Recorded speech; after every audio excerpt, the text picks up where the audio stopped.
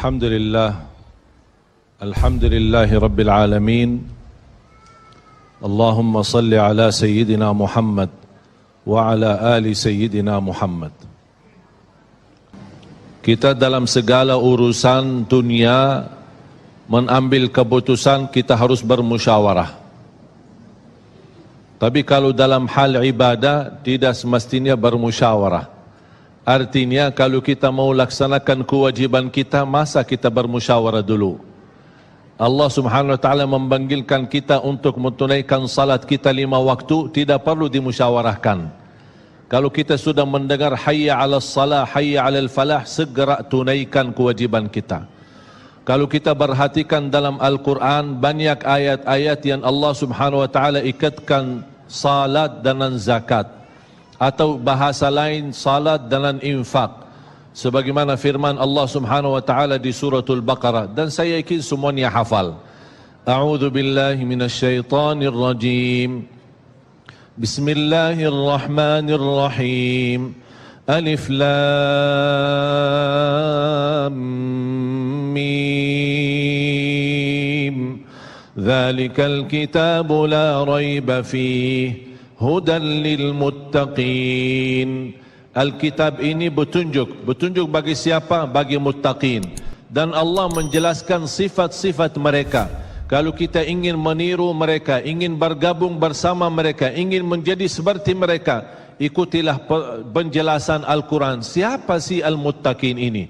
Allah Subhanahu wa taala sebutkan, الذين يؤمنون بالغيب ويقيمون الصلاة ومما رزقناهم ينفقون. Mereka adalah yang beriman tentang gaib. Apa yang gaib? Allah, malaikat, jannah, surga, neraka, segala sesuatu yang gaib mereka percaya, walaupun mereka tidak melihat dengan mata sendiri. Dan sifat mereka alladzina yuqimunas salah. Beda artinya yuqimunas salah sama yusallun. Ada orang hanya kerjakan salat, tapi ada orang mendirikan salat. Ada 2 orang salat di saf pertama, sama-sama ruku', sama-sama sujud, sama-sama membaca Al-Quran, tetapi satu diterima oleh Allah, satu tidak diterima oleh Allah. Apa persoalannya?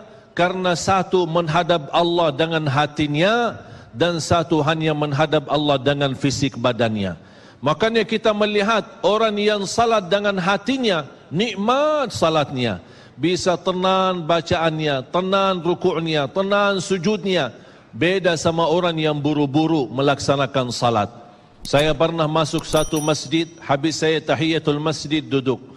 Saya melihat seorang baru masuk dan juga tahiyatul masjid. Saya melihat gerakan salatnya, subhanallah, bukan subhanallah, na'udzubillah. Luar biasa cepat. Saya hanya menangkapi bacaan gerakan salatnya. Saya baca Al-Fatihah.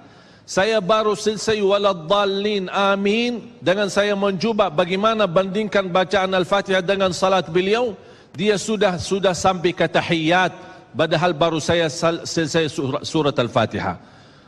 Salat apa ini yang kita kerjakan?